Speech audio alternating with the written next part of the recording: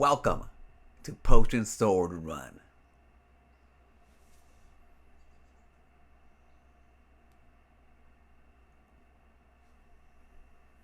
That's it, video's over. All I wanted to show you was that Xbox is dominating the PlayStation charts. That's it. Look at that. Xbox, Xbox, Xbox, Xbox, Xbox.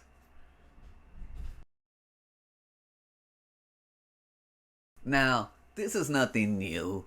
It's happened before, but this just goes to show that Xbox games is saving PlayStation again.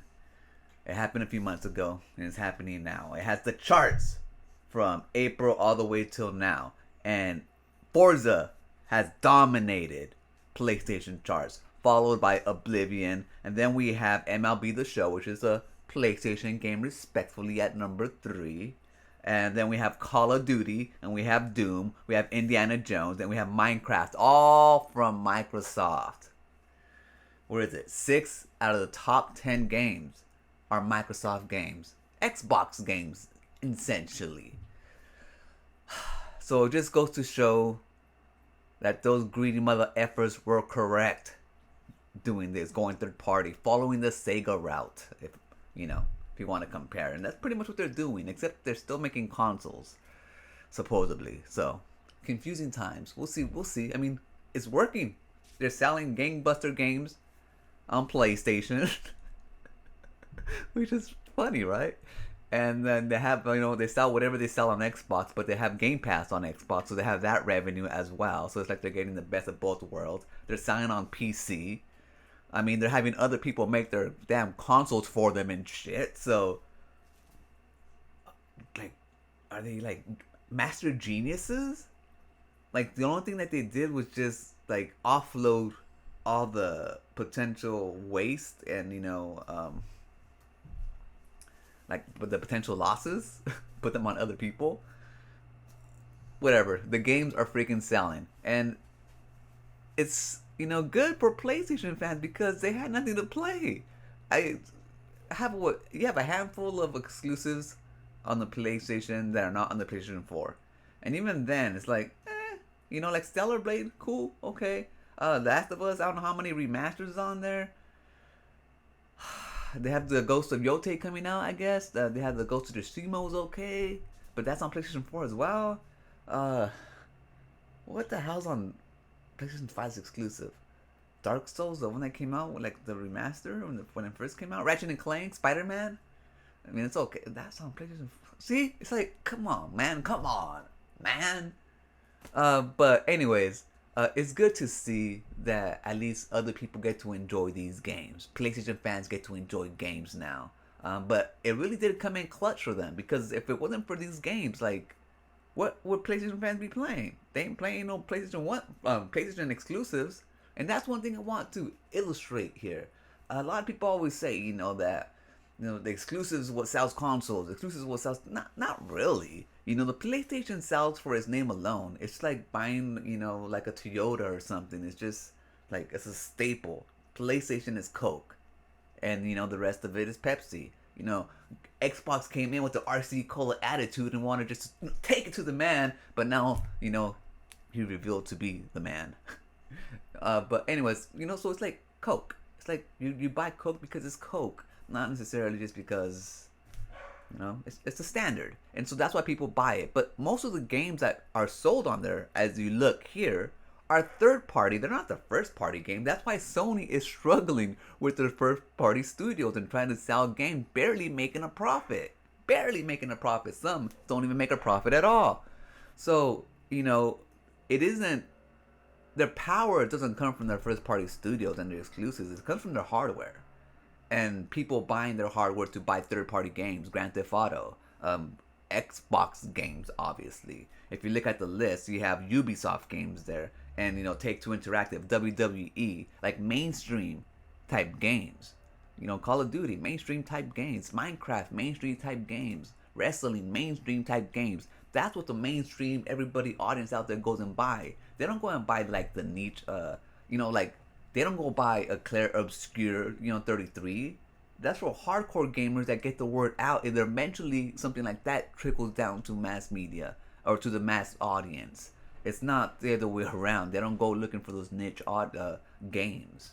They go for the mainstream games. And when it comes to exclusives, most of the time they're like niche type of things. You know, they're like narrow minded. They're well now they're trying to expand to everybody, and you know they're suffering for that. But you know, like God of War back in the day was like a hack and slash, dark hack and slash game. Then they had like No Mercy. That's what they wanted, and this was their audience. You know, it kind of just became popular and blew up over time. Same thing with The Last of Us. They're not going for the mainstream audience. It just kind of blows up that way because they're great games, or they were back then.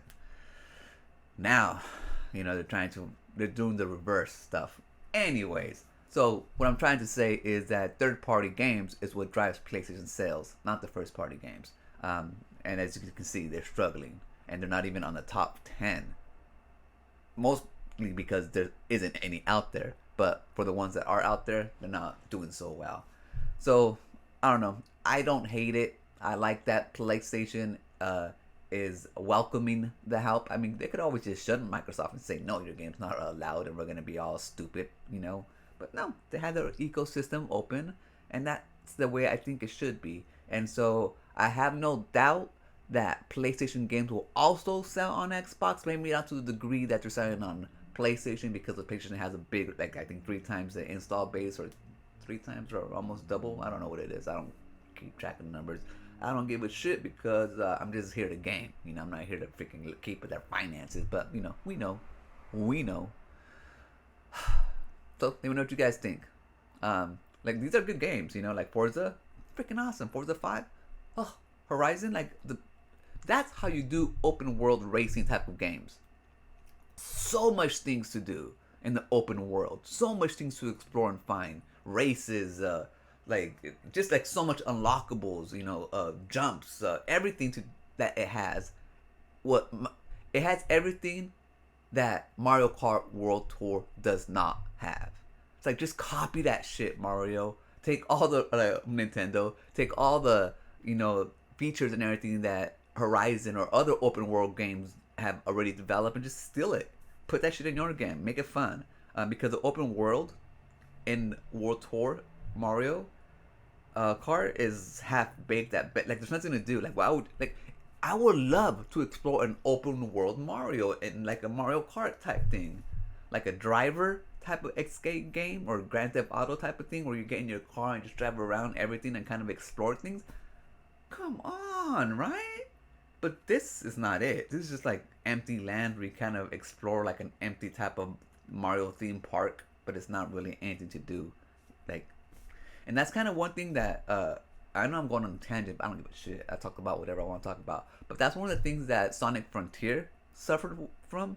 Like, it had all these vast open worlds that kind of just seemed like that weren't cohesive. It was just like kind of little things to do here and there, and it didn't feel like a Sonic world. You know, it should have been jam packed with Sonic stuff, but it wasn't.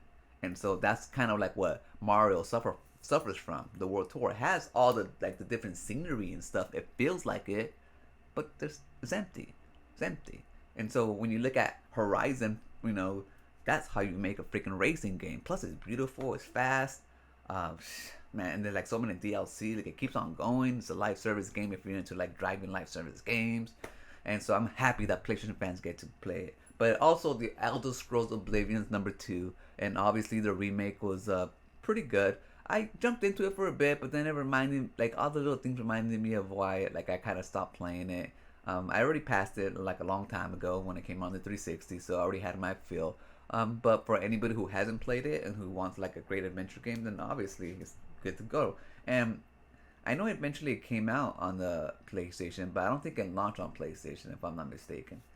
Anyways, but it's good to see that it's also doing great on there as well. I played it on Game Pass because why wouldn't I? I'm an Xbox guy. Call of Duty, obviously #4, and that's gonna sell because it's Call of Duty. Like it's Call of Duty. Yeah, what I got to say about that. And then we have Doom: The Dark Ages. Doom obviously comes out every 3 years at best, 4 years. I don't know. I'm still playing it. I think I'm on level 4 or something. I'm not really a big Doom guy. I never really was a PC guy when I was growing up, so I never really played the other ones until I was much older. So it's like, whatever. But it's cool. I mean, it's fine. I played it on Game Pass again, so I have no investment there, so it's easy for me to put down. But I mean, if you bought it in, $60, $70, it just kind of seems to me like they're all kind of the same, even though they're a little bit different. Each level is like, I don't know, just not my jam, I guess. And then we have Indiana Jones, which I still haven't even passed either. I just couldn't really get into it. Like, it's cool. I think I put it down for a bit. That's a game where I need to go back and actually be in the mood to play it. Harrison Ford kind of just puts me off a little bit. Like his character. Like, he's kind of like the same character in every movie type of thing, and it's kind of just like, kind of. I don't like it when we have actors in my video games. And I know this is like a Indiana Jones game, so it's like it makes sense. But anyways, and I know it's not even Harrison Ford. It's like a new guy playing Harrison Ford. Still, you know what I mean. And then yeah, so that's and then Minecraft is the last one on there, and of course Minecraft is gonna Minecraft because Minecraft is Minecraft. It's not my jam, but it is what it is. I think I own it. I own it on Xbox. I have it on Game Pass. I bought it on 360, and I think I have it on my phone. So, yeah, I guess I'm to blame. I'm not to blame for this month, but I'm to blame for its popularity as well. Anyways, I'm just here kind of ribbing on PlayStation fans, saying how they really desperately needed this, and it's the truth. They really did need this, but it just goes to show why PlayStation is gonna do the same. They see how Xbox is doing so good on their system, and they just want a little bit of that money too. Not the amount of money they're gonna be making, but a little bit of money goes a long way. I'm gonna leave it right there. Rambling enough. Catch you guys on the next one. Remember, always be kind to yourself and enjoy your life. And I'll meet you right there. Peace.